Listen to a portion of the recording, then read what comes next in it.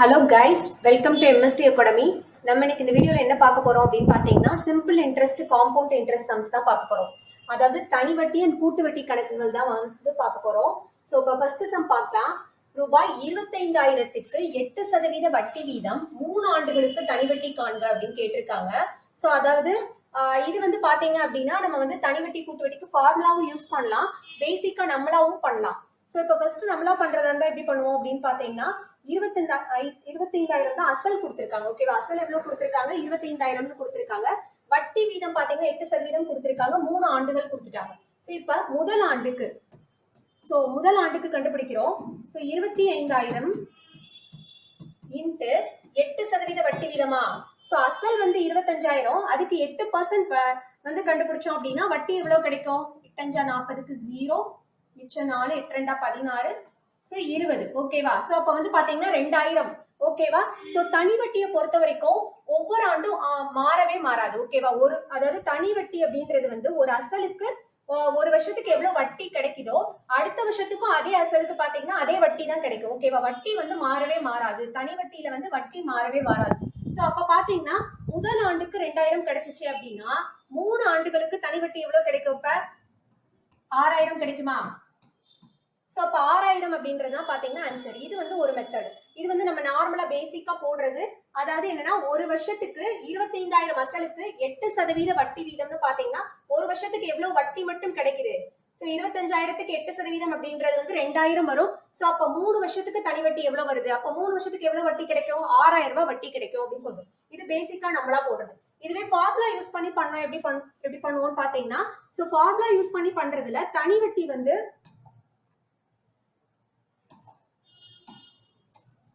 Formula use பண்ணி பண்ணோம்னா தனி வட்டி I = என்ன ஃபார்முலா அப்படின்னு பார்த்தோம்னா PNR டிவைடட் பை 100 அப்படின்றத ஃபார்முலா.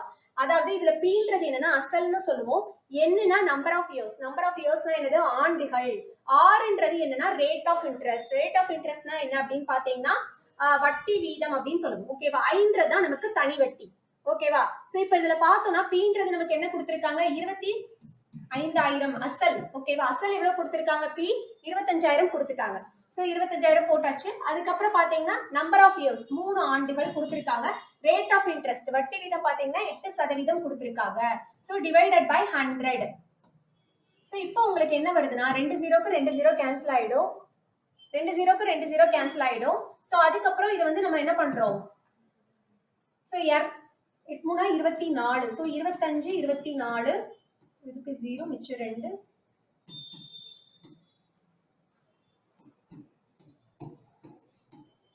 சோ அப்ப பாத்தீங்கன்னா உங்களுக்கு 6,000 வரும். சோ இப்ப பாத்தீங்க உங்களுக்கு வட்டி வீதம் வந்து எவ்வளவு வருது? சோ வட்டி எவ்வளவு வருது? தனி வட்டி மட்டும் 6,000 வருது. சோ இது வந்து பாத்தீங்கன்னா நம்ம ஃபார்முலா யூஸ் பண்ணி பண்றோம்.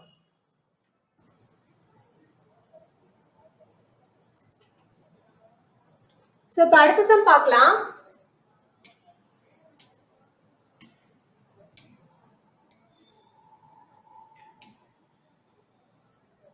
சோ அடுத்த சம் வந்து குமரவேல் ஒரு குறிப்பிட்ட தொகைக்கு 10% வட்டி வீதம் 2 ஆண்டுகள் கழித்து ரூபாய் 750 தனி வட்டியாக செலுத்தினால் அசலை காண்க அப்படின்னு கேட்டிருக்காங்க.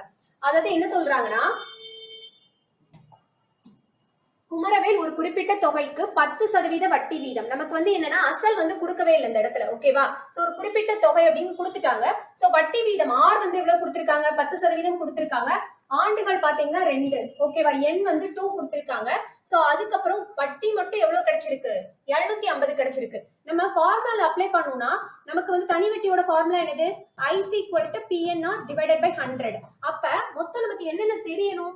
Iன்றது தனி வட்டி, Pன்றது வந்து அசல், Nன்றது நம்பர் ஆஃப் இயர்ஸ் அதாவது ஆண்டுகள், Rன்றது பாத்தீங்கன்னா ரேட் ஆஃப் இன்ட்ரெஸ்ட் அதாவது என்னன்னா வட்டி வீதம்னு சொல்லுவோம். இந்த 4ல ஏதாவது 3 தெரிஞ்சா போதும், மீதி இருக்கிற 1 வந்து என்ன பண்ணலாம்? அந்த ஃபார்முலா அப்ளை பண்ணி கண்டுபிடிச்சிடலாம். நமக்கு வந்து அசல் மட்டும் தெரியாது, தனி வட்டி தெரியும், அதுக்கப்புறம் என்ன தெரியும்? நம்பர் ஆஃப் இயர்ஸ் ஆண்டுகள் தெரியும், வட்டி வீதம் தெரியும். சோ அப்ப அந்த ஃபார்முலா அதை அப்ளை பண்ணா போதும், நமக்கு வந்து அசல் கிடைச்சிடும். இப்ப பாத்தீங்கன்னா அசல் வந்து தெரியாது. So P into number of years எவ்வளவு? 2. சோ ரேட் ஆஃப் இன்ட்ரெஸ்ட் வந்து எவ்வளவு? 10 டிவைடட் பை 100 = தனி வட்டி எவ்வளவு கிடைச்சிருக்கு அவங்களுக்கு? 750. சோ இப்ப என்ன பண்றோம்னா ஒரு 0க்கு ஒரு 0 கேன்சல் ஆயிடுது. 1 2 2 I 2 10. சோ இப்ப P = 750 × 5ன்னு சொல்லிட்டு வரும். ஸோ இதை மல்டிப்ளை பண்ணோம்னா 0 5 25க்கு 5 மிச்சம் 2 7 35 36 37 3750 அப்படின்றதான் பாத்தீங்கன்னா ஆன்சர்.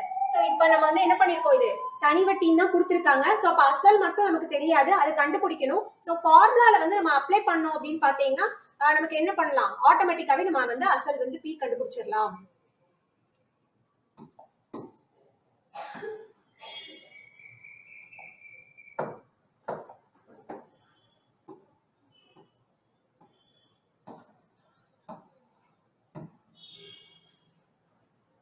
ஸோ இப்போ அடுத்த சம் பார்க்கலாம்.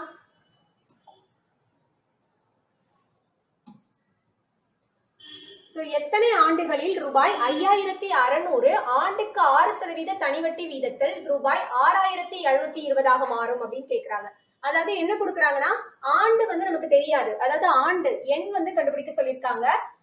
ரூபாய் அசல் வந்து கொடுத்துட்டாங்க, தனி வட்டி வந்து 6% வட்டி வீதமும் கொடுத்துட்டாங்க, நமக்கு மொத்த தொகை கொடுத்திருக்காங்க. அதாவது தனி வட்டி கொடுக்கல, எவ்வளவு ரூபாயா மாறுது, அதாவது 5600 அசலானது மொத்தம் வட்டியும் சேர்த்து 6720 மாறுதுன்றாங்க. அப்ப மொத்த தொகை எவ்வளவு, 6720, அதுல இருந்த அசல் எவ்வளவு 5600 கழிச்சுட்டா நமக்கு என்ன கிடைக்கும், தனி வட்டி கிடைச்சிடும். 0 2 1 1. சோ பாத்தீங்கன்னா 1120 ரூபாய் தான் என்னது வட்டி. சோ வட்டி வந்து நமக்கு கிடைச்சிருச்சு. இப்ப எத்தனை ஆண்டுகள் வந்து நம்ம கண்டுபிடிக்கணும். சோ PNR டிவைடட் பை 100 ஃபார்முலால போட்டா போதும். சோ தனி வட்டி அப்படினாலே ஃபார்முலா என்னதான், PNR டிவைடட் பை 100 தான். சோ அப்ப 5600 இன்ட்டு 6% வட்டி, வட்டி வீதம் எவ்வளவு அப்படின்னா 6. நமக்கு என்ன தெரியாது, இயர் வந்து தெரியாது. சோ நம்ம கண்டுபிடிக்க போறோம். டிவைடட் பை 100, தனி வட்டி எவ்வளவு 1120. சோ இப்ப பாருங்க 2 0க்கு 2 0 கேன்சல் பண்ணியாச்சு. சோ n = 1120 இன்ட்டு இந்த இது பாத்தீங்கன்னா இந்த பக்கம் வர்றப்ப நமக்கு என்ன ஆகும், தலைகீழ வருமா. சோ அப்ப கீழே வந்துரும் 56 இன்ட்டு 6ன்னு சொல்லிட்டு வரும். சோ இப்ப பாத்தீங்க அப்படின்னா 2 6 I2 10 மிச்சம் 1னா 6 2 12 0. இப்போ 56 56 10ன்னு சொல்லிட்டு வரும். அப்ப நமக்கு வந்து 10 டிவைடட் பை 3 வருது. சோ நமக்கு வந்து எப்படி கொடுத்திருக்காங்க, ஆண்டுகள் கலப்பு பின்னமா கொடுத்திருக்காங்க. அப்ப 10 வந்து 3ஆல நான் வகுக்கிறேன். 3 9 மிச்சம் 1 வருமா. சோ இப்ப இதை வந்து எப்படி எழுதணும், நம்ம கலப்பு பின்னம் ஆன்டி கிளாக் வைஸ் டைரக்ஷன்ல எழுதணும் அப்படின்னு சொல்லியிருந்தேன் ஏற்கனவே. அப்ப பாத்தீங்கன்னா இந்த 3 கீழே வந்துரும், 3 1. சோ 3 1 டிவைடட் பை 3 ஆண்டுகள் தான் பாத்தீங்கன்னா ஆன்சர். சோ அப்ப நமக்கு என்ன கொடுத்திருக்காங்கன்னா ஆண்டு தான் கேட்டிருக்காங்க இதுல. சோ நமக்கு வந்து மொத்த தொகை கொடுத்துட்டாங்க. அப்ப மொத்த நமக்கு வந்து வட்டி வேணும் அப்படின்னு பாத்தீங்கன்னா மொத்த தொகையில இருந்து அசலை கழிச்சுட்டா போதும், நமக்கு தனி வட்டி மட்டும் எவ்வளவு அப்படின்றது வந்துடும். சோ அது எல்லாத்தையுமே வச்சு நம்ம PNR டிவைடட் பை 100 ஃபார்முலால அப்ளை பண்ணோம்னா நமக்கு நம்பர் ஆஃப் இயர்ஸ் வந்து ஈஸியா கால்குலேட் பண்ணிடலாம். சோ அடுத்த சம் பார்க்கலாம்.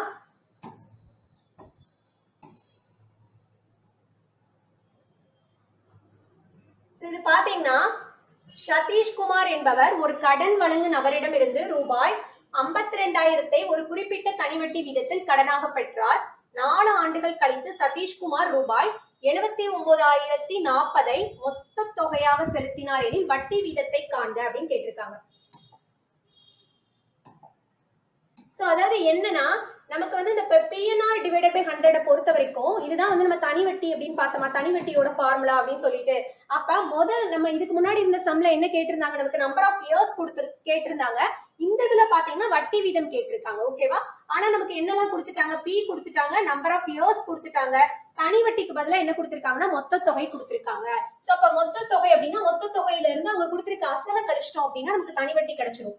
அப்ப 79,040 இருந்து 52,000 கழிச்சிட்டோம் அப்படின்னு பாத்தீங்கன்னா நமக்கு என்ன கிடைச்சிரும், தனி வட்டி எவ்வளவுன்றது கிடைச்சிடும். 0 4 0 9ல 2 போச்சுன்னா எவ்வளவு 7 7 5 போச்சுன்னா 2. சோ 27,040 ரூபாய் தான் நமக்கு என்னது ஆக்சுவலா தனி வட்டியா கிடைச்சிருக்கு. அப்ப நம்மளோட ஃபார்முலால போய் அப்ளை பண்ண போறோம். அசல் வந்து 52,000 இன்ட்டு நமக்கு வந்து வட்டி வீதம் தான் கண்டுபிடிக்க போறோம். நம்பர் ஆஃப் இயர்ஸ் வந்து 4 ஆண்டுகள், வட்டி வீதம் 6 வந்து கண்டுபிடிக்க போறோம். So divided by 100 equal to தனி வட்டி எவ்வளவு வந்திருக்கு 27,040 வந்து வந்திருக்கு. சோ இப்ப 2 0க்கு 2 0 கேன்சல் பண்ணியாச்சு. So R equal to 27,040. இந்த பக்கம் இருக்கிறது வந்து ரெசிப்ரோகலா போறப்ப ஈக்குவல் டு இங்கிட்ட போறப்ப ரெசிப்ரோகல் ஆகும். அப்ப பாத்தீங்கன்னா 520 இன்ட்டு 40ன்னு சொல்லிட்டு கீழே வரும். சோ இப்ப இதை வந்து நம்ம அடிச்சு கொடுக்குறோம். ஒரு 0க்கு ஒரு 0 கேன்சல் ஆயிடுது. 2 2 4 1 2 2 6 1 I2 10 2 2 4. ஸோ அதுக்கப்புறம் பார்த்தீங்கன்னா ஓரன் 2 2 12 மிச்சம் 1 7 2 14 மிச்சம் 1 6 2 12. ஸோ இப்போ பார்த்தீங்கன்னா ஓர் 52 52 13 52 676 வரும். ஸோ இதுக்கு ஆன்சர் பார்த்தீங்க அப்படின்னா ஓர் 52 52 நம்ம அடிச்சு கொடுத்தோம் அப்படின்னா 13 52 தான் வந்து பார்த்தீங்கன்னா 676 வரும். ஸோ ஆர்ஸ் ஈக்குவல் டு 13% அப்படின்றது தான் பார்த்தீங்கன்னா ஆன்சர். ஸோ அப்போ இது வந்து என்னன்னா வட்டி வீதம் நமக்கு கேட்டிருக்காங்க. ஸோ ஒரு தனி வட்டி அப்படின்னாலே நமக்கு ஃபார்முலா என்னதான் பிஎன்ஆர் டிவைடட் பை 100 தான். ஸோ அப்போ நமக்கு வந்து அசல் கொடுத்துட்டாங்க, தனி வட்டிக்கு பதிலாக மொத்த தொகை கொடுத்துட்டாங்க. ஸோ மொத்த தொகையில இருந்து நம்ம வந்து அசலை கழிச்சிட்டா போதும், நமக்கு என்ன கிடைச்சிரும், தனி வட்டி கிடைச்சிரும். ஸோ அதுக்கப்புறம் பாத்தீங்கன்னா ஆண்டுகள் கொடுத்துட்டாங்க, அது எல்லாத்தையுமே ஃபார்முலால அப்ளை பண்றப்ப நமக்கு வந்து வட்டி வீதம் ஈஸியா கால்குலேட் பண்ண முடியும். ஸோ அடுத்த சம் பார்க்கலாம்.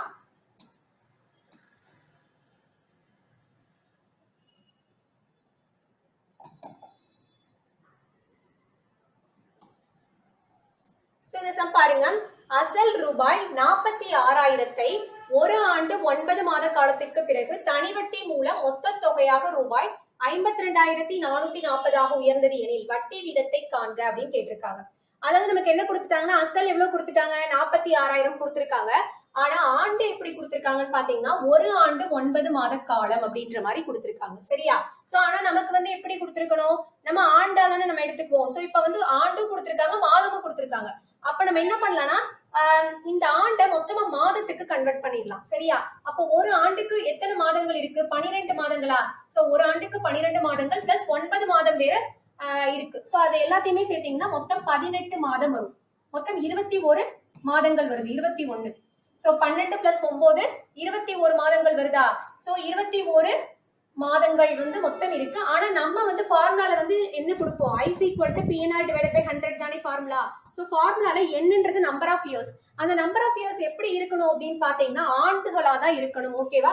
மாதத்துல வந்து நம்ம வந்து 21 போட முடியாது. ஓகேவா? ஆண்டா தான் இருக்கணும். அப்ப இந்த மாதத்தை ஆண்டா கன்வெர்ட் பண்ணணும்னா என்ன பண்ணணும்னா டிவைடட் பை 12 போடணும். ஓகேவா?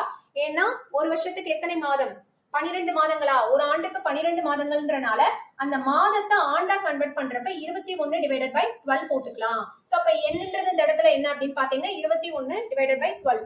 சோ இப்ப வந்து பாத்தீங்கன்னா சோ நமக்கு மொத்த தொகையும் கொடுத்திருக்காங்க. அப்ப தனி வட்டி எப்படி கால்குலேட் பண்ணுவோம், 52,440 வந்து மொத்த தொகை. அசல் எவ்வளவு, 46,000. சோ இது வந்து கழிச்சோம் அப்படின்னா நமக்கு வந்து என்ன வந்துரும், வட்டி வந்துருமா? 4 4 12ல 6 போச்சுன்னா 6. சோ 6,440 ரூபாய் தான் பாத்தீங்கன்னா வட்டி. சோ இதை வந்து நம்ம என்ன பண்றோம் அப்படின்னா போய் ஃபார்முலால அப்ளை பண்றோம். சோ அசல் எவ்வளவுனா 46,000 இன்ட்டு மாதம் ஆண்டு எவ்வளவு 21, 12 கீழே போட்டுக்கலாம். சரியா? இன்ட்டு நமக்கு வந்து அடுத்து என்னன்னா வட்டி வீதம். வட்டி வீதம் தான் நம்ம கண்டுபிடிக்க போறோம். சோ அதுக்கப்புறம் இன்ட்டு 100 போட்டுக்கிறோம்.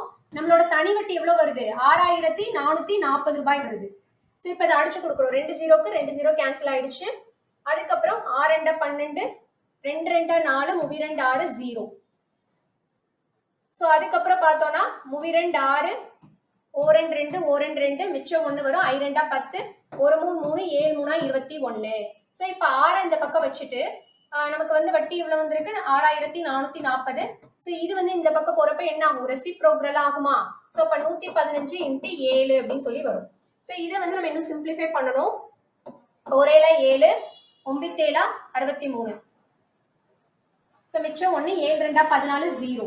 சோ இப்ப இதையும் வந்து சிம்பிளிஃபை பண்ணோம் அப்படின்னு பாத்தீங்கன்னா உங்களுக்கு ஆன்சர் வந்து 8% வரும். சோ 115 920 பாத்தீங்கன்னா 115 8 920 வரும். சோ அப்ப ஆன்சர் வந்து உங்களுக்கு 8% அப்படின்றது தான் ஆன்சர். சோ அப்ப இதுல வந்து என்ன அப்படின்னு பாத்தீங்கன்னா நம்ம சேம் இதுதான். சோ தனி வட்டி கண்டுபிடிக்கிறதுக்கு மொத்த தொகையில இருந்து அசலை வந்து கண்டுபிடிச்சிருவோம், அசலை வந்து கழிச்சிருவோம். அப்ப பாத்தீங்கன்னா உங்களுக்கு தனி வட்டி வந்துடும், அசல் வந்து இருக்கு. அது போக நமக்கு வந்து என்ன தேவை, ஆண்டு தேவையா?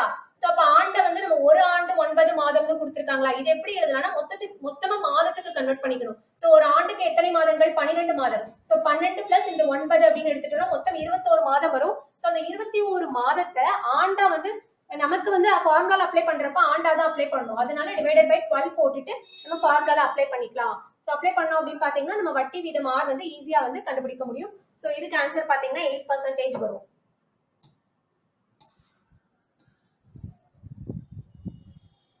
சோ அடுத்த சம் பார்க்கலாம்.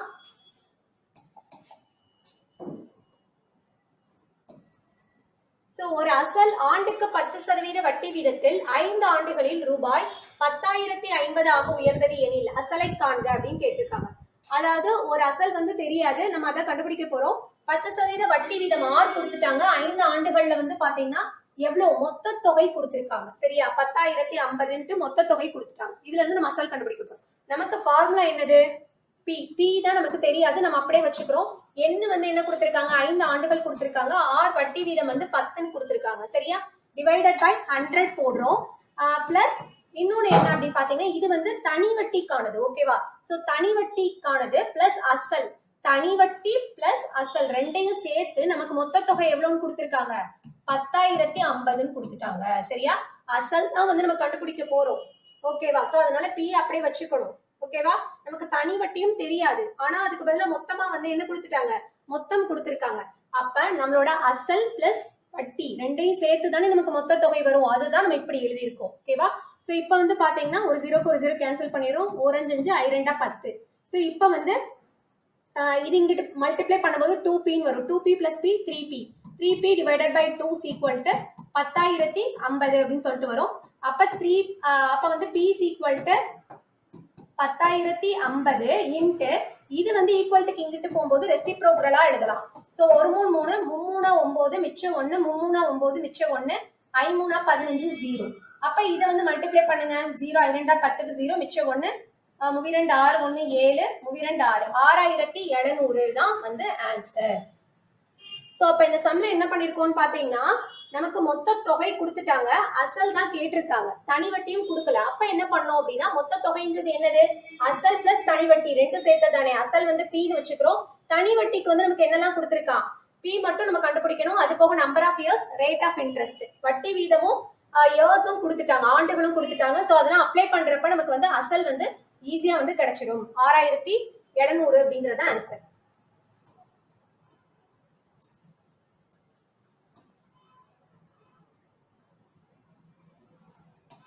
சோ அடுத்த சம் பார்க்கலாம்.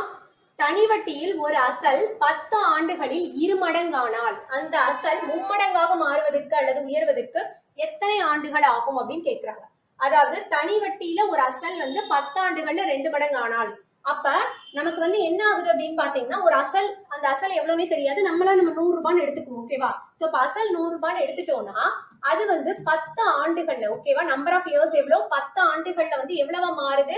2 மடங்கு ஆகுது. 2 மடங்கு மீன்ஸ் 200 ரூபாயா மாறுது. ஓகேவா? அப்ப 10 ஆண்டுகள்ல எவ்வளவு வட்டி கிடைச்சிருக்கு? வட்டி மட்டும் பாத்தீங்கன்னா 100 ரூபாய் கிடைச்சிருக்கு. ஓகேவா? வட்டி மட்டும் 100 ரூபாய் கிடைச்சிருக்கு. அப்ப தனி வட்டியை பொறுத்த வரைக்கும் நமக்கு என்ன ஆகாது? வருஷம் வந்து மாறாது. ஓகேவா? வட்டி சேமா தான் இருக்கும் வருஷம். சோ அப்ப அதே அசலானது மும்மடங்கு ஆகுறதுக்கு, 300 ஆகுறதுக்கு எவ்வளவு நாள் ஆகும்னு கேக்குறாங்க. அப்ப அடுத்த ஒரு 100 ரூபாய் வந்து சேரணுமா அதுல? சோ அப்ப அடுத்த 100 ரூபாய் சேரணும்னா என்ன ஆகணும்? இன்னொரு 10 வருஷம் ஆடட் ஆகணுமா? சோ அப்ப அதாவது ஒரு அசலானது 10 வருஷத்துல பாத்தீங்கன்னா 200 ரூபாயா மாறுது அப்படின்னா, அதே அசல் 20 வருஷத்துல பாத்தீங்கன்னா எவ்வளவா மாறும்? 300 ரூபாயா மாறும். ஓகேவா? அப்ப 10 வருஷத்துல 100 ரூபாய் வந்து வட்டி வருதுன்னா அப்ப 20 வருஷத்துல எவ்வளவு வரும்? இன்னும் 100 ரூபாய் வட்டி ஆடட் ஆகுமா? மொத்தம் 200 ரூபாய் வந்து வட்டி ஆடட் ஆகும். அப்ப அந்த அசலையும் வட்டியும் சேர்த்து மொத்த தொகை எவ்வளவு வரும்? 300. அதாவது மும்மடங்காக மாறும். ஓகேவா? அந்த அசல் வந்து மும்மடங்காக மாறும். அப்ப அந்த அசல் மும்மடங்கு ஆகணும் அப்படின்னா அதுக்கு எத்தனை வருஷம் தேவை? 20 வருடங்கள் தேவை அப்படின்றதுதான் வந்து பாத்தீங்கன்னா ஆன்சர். சோ அப்போ ஒரு தனி வட்டியை பொறுத்த வரைக்கும் என்ன ஆகாது? ஒரு அசலுக்கான வருஷம் வட்டி